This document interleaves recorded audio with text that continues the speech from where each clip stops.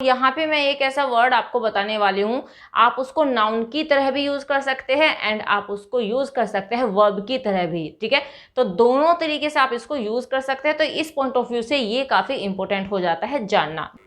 हमेशा की तरह आज की वीडियो भी होने वाली है काफ़ी इंपॉर्टेंट, बिकॉज आज अगेन मैं आपके लिए कुछ ऐसे फैक्ट्स लेकर आई हूँ, ऐसे स्ट्रक्चर्स या फिर ऐसी वोकैब आप कह सकते हैं, जो कि हम अपनी डे टू डे लाइफ में काफ़ी यूज़ करते हैं। तो वीडियो के लास्ट तक आपको बने रहना है। और हाँ, अगर वीडियो पसंद आए तो लाइक जरूर कीजिएगा, शेयर जरूर कीजिएगा।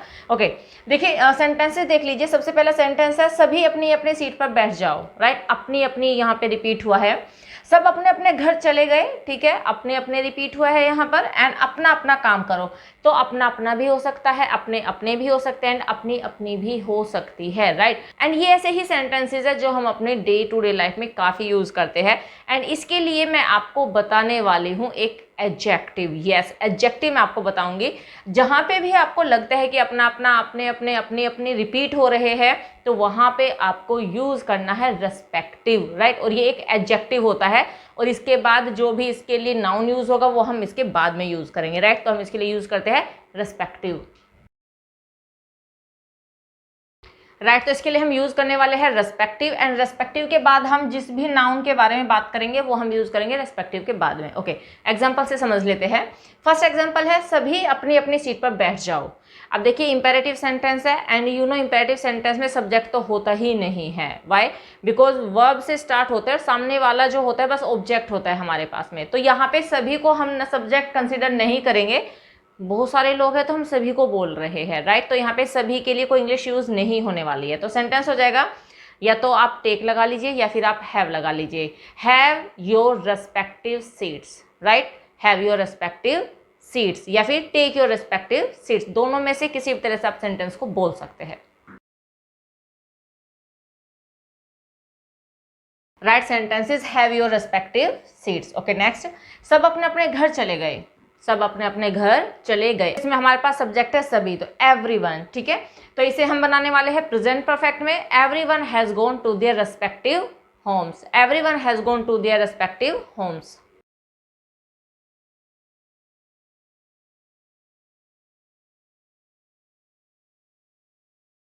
Right, sentences everyone has gone to their respective homes. Okay, next one is, अपना अपना काम करो। ये भी इंपेरेटिव है तो इसे भी हम मेन वर्ब से स्टार्ट करेंगे। तो सेंटेंस हो जाएगा, डू योर रेस्पेक्टिव जॉब और work. Do your respective job और वर्क।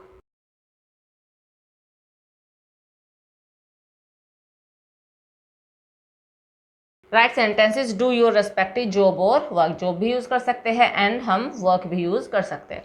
होप समझ में आ गया होगा, बहुत ही ईजी सा है। बस पता होना चाहिए कि जहाँ पे भी अपना अपना ऐसे वर्ड रिपीट हो जाते हैं तो हम यूज करते हैं रेस्पेक्टिव। ओके, स्क्रीनशॉट लेना चाहते हैं तो ले लीजिए। तो चलिए नेक्स्ट स्ट्रक्चर देखते हैं। नेक्स्ट मैं आपको बताऊंगी उतावला होना या फिर बेचैन होना के लिए हम क्या यूज़ करते हैं। एंड यू नो उतावला होना, पता नहीं आके आपके इधर ये वर्ड यूज़ किया जाता है या नहीं किया जाता है। हो सकता है बेचैन होना यूज़ किया जाता हो, बट अगर मैं लोकल लैंग्वेज की बात करूँ हिंदी में, तो उतावला होना भी बहुत सारी जगह पे यूज़ किया जाता है। एंड उतावला होने का मतलब होता है वेरी कीन होना या फिर एगर होना किसी भी काम को करने के लिए। राइट, तो उसे कहा जाता है उतावला होना। एंड इसके लिए एक फ्रेज आपको यूज़ करना है, इचिंग टू। एंड टू के बाद हम यूज करेंगे मेन वर्ब की first form. Itching to main verb की फर्स्ट फॉर्म।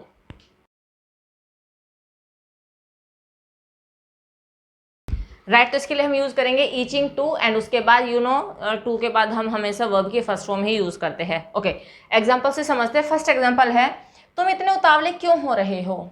ठीक है, तुम इतने उतावले क्यों हो रहे, मीन्स कोई काम है तो उसके लिए सामने वाला पर्सन बहुत एगर है उस काम को करने के लिए, कीन है, एंग्सियस है। राइट, तो चलिए बनाते हैं। प्रेजेंट कॉन्टिन्यूअस का सेंटेंस है। अब देखिए, इस सेंटेंस में ये नहीं बताया कि किस चीज के लिए उतावला हुआ जा रहा है, किस काम को करने के लिए एंग्जाइटी दिखाई जा रही है या फिर एगरनेस दिखाई जा रही है, ये इसमें क्लियर नहीं है। तो कोई बात नहीं, अगर इसमें नहीं है क्लियर कि किस चीज के लिए उतावला हुआ जा रहा है, तो हम टू का यूज नहीं करेंगे और ना ही वर्ब फर्स्ट का यूज करेंगे। तो हम केवल यूज करेंगे ईचिंग का। ठीक है, अभी इसमें तो इस तरह से यूज करेंगे, अगले वालों में जैसे यूज होगा वो अभी आपको क्लियर हो जाएगा। तुम इतने उतावले क्यों हो रहे हो, why are you itching so much. Why are you itching so much.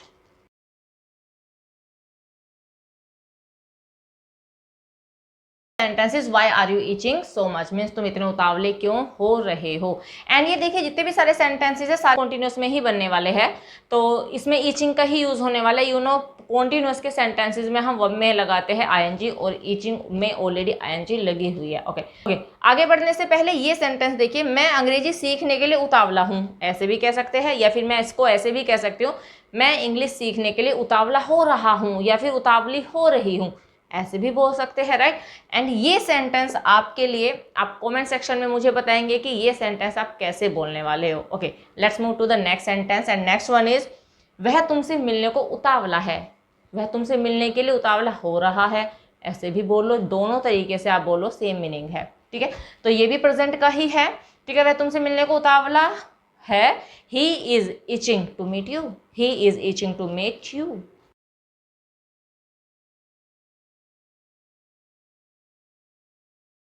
Right sentence is he is itching to meet you, वह तुमसे मिलने के लिए उतावला हो रहा है। ओके, नेक्स्ट, वह यहाँ आने को उतावला हो रहा होगा। अब ये सेंटेंस मैंने लिया है फ्यूचर का, फ्यूचर कॉन्टिन्यूस का है, ये पास्ट में भी यूज कर सकते हैं हम, लेकिन अभी फ्यूचर का है। वह यहाँ आने के लिए उतावला हो रहा होगा। यू नो फ्यूचर कॉन्टिन्यूस में हम विल शैल बी का यूज करते हैं। He will be itching to come here, he will be itching to come here.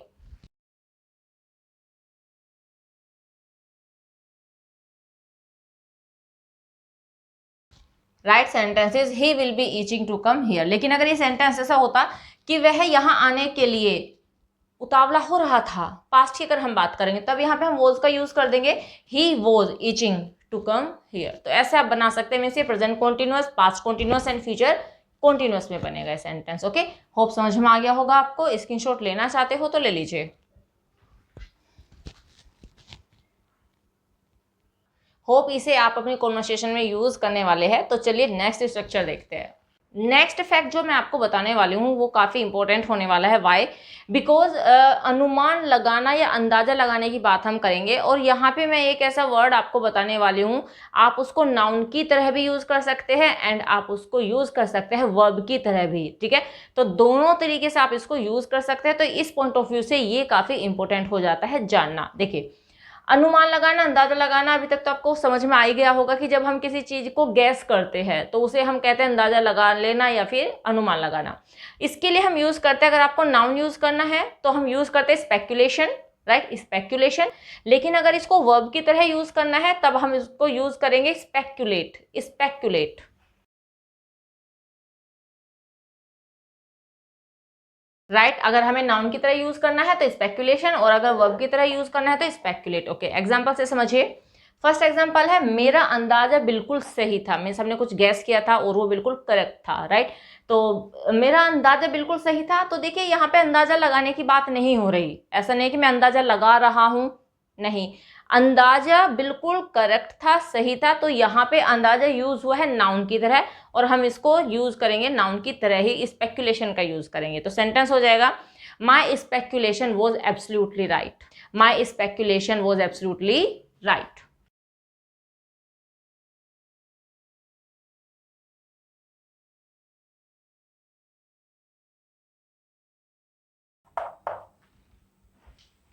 Right sentence is my speculation was absolutely right. तो मेरा अंदाजा बिल्कुल सही था। ओके, नेक्स्ट, मेरा अंदाजा है कि, राइट, ये तो मेरा अंदाजा है कि, या फिर मैं अंदाजा लगा रहा हूं क्या, कि बारिश जल्दी ही रुक जाएगी। अब देखिए यहाँ पे अंदाजा लगाने की बात हो रही है, तो यहाँ पे हम इसको वर्ब की तरह यूज करेंगे, राइट, या फिर हम इसको नाउन की तरह भी यूज कर सकते हैं। दोनों तरीके से यूज कर सकते हैं। पहले मैं आपको बता देती हूँ कि हम वर्ब की तरह कैसे यूज करेंगे।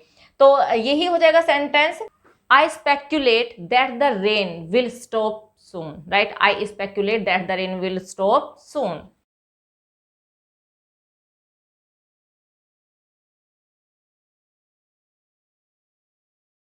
Right sentence is, I speculate, मैं अंदाजा लगाता हूं या लगा रहा हूं क्या, that the rain will stop soon. Because ये वाली जो क्लोज है ये फ्यूचर में है, तो हम इसको फ्यूचर में ही ट्रांसलेट करेंगे, द रेन विल स्टॉप सून। या फिर ऐसे अगर हम इसको नाउन की तरह यूज करना है, then I can say my speculation is that the rain will stop soon. ऐसे आप लगा सकते हो। तो बेस दोनों तरीके से हम इसको यूज कर सकते हैं। ओके, नेक्स्ट, मेरा अंदाजा कभी गलत नहीं होता, मेरा अंदाजा कभी गलत नहीं होता।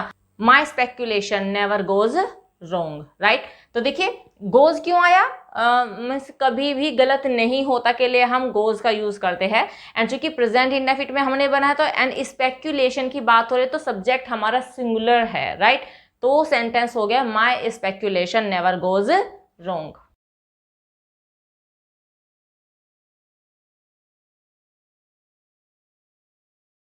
Right sentence is my speculation never goes wrong. बहुत सिंपल सा है, तो स्क्रीनशॉट लेना चाहते हो तो ले लीजिए। होप समझ में आ गया होगा ये आपको, एंड आई थिंक आपको ये बेनिफिशियल भी लगने वाला है एंड आप इसको यूज भी करोगे। तो चलिए नेक्स्ट स्ट्रक्चर की तरफ मूव करते हैं।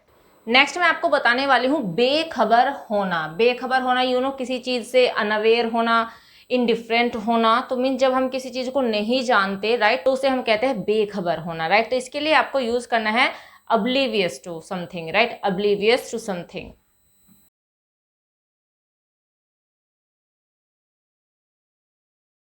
राइट, तो इसके लिए हम यूज करेंगे oblivious to something। अब देखिए इसको oblivious मत पढ़िएगा, राइट, oblivious इसको आप मत प्रोनाउंस कीजिएगा, इट्स प्रोनाउंसिएशन इज oblivious, आ की साउंड देगा यहाँ पे वो oblivious, राइट। एंड टू के बाद जिस भी चीज से बेखबर होने की बात होगी उसे हम टू के बाद यूज करने वाले हैं यहाँ पर। ओके, एग्जाम्पल है तुम मेरी हालत से बेखबर हो। सिंपल प्रेजेंट टेंस का सेंटेंस है ये, राइट। तो सेंटेंस हो जाएगा you are oblivious to my situation or condition। You are oblivious to my condition।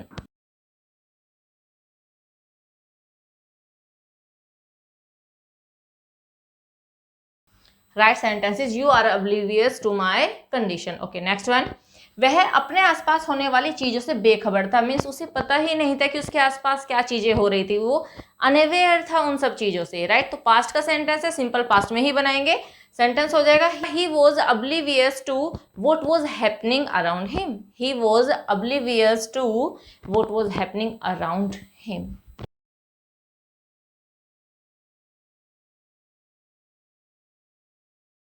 Right sentence is he was oblivious to what was happening around him। Okay, next one। मैं इस job की कठिनाइयों से बेखबर था। अब जॉब तो मैंने कर ली है, अब इतनी सारी डिफिकल्टीज मेरे सामने आ रही है, तो भाई मुझे अंदाजा नहीं था कि इस जॉब में इतनी सारी डिफिकल्टीज होगी। ओके, ये भी पास्ट का ही है, तो सिंपल सा हो जाएगा I was oblivious to, I was oblivious to the difficulties of this job। I was oblivious to the difficulties of this job।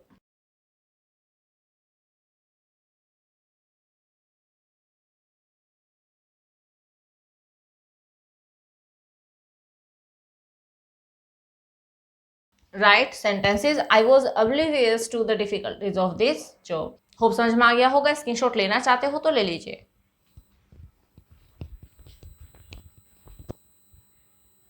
तो जो भी fact, structures, noun and adjectives आज हमने डिस्कस किया इस वीडियो में, होप वो आपके लिए काफी बेनिफिशियल होने वाले हैं एंड उन्हें आप यूज भी करने वाले हैं अपने कॉन्वर्सेशन में। तो बस इस वीडियो में इतना ही, मिलते हैं नेक्स्ट वीडियो में कुछ और इंपॉर्टेंट फैक्ट्स को लेकर। Till then bye, take care, stay healthy and keep learning.